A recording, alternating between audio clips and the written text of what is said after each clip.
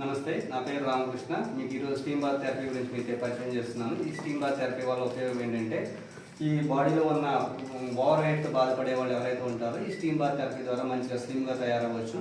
అదేవిధంగా శరీరంలో ఉన్న రుగ్మతలు, శారీరకమైనటువంటి డిసీజెస్ కానీ, అదేవిధంగా ఇన్ఫెక్షన్స్ కానీ అలాంటి వాటిని కూడా మనం ఈ స్టీమ్ బాత్ థెరపీ ద్వారా మనం కంట్రోల్ చేసుకోవచ్చు.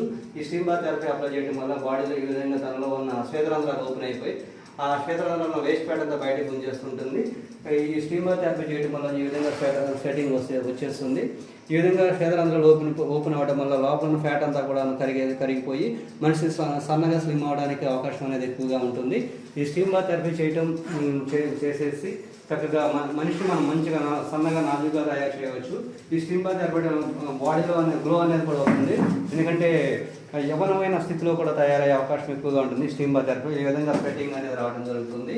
ఈ స్టీమ్ బాత్ థెరపీ చేయించుకోవడం వల్ల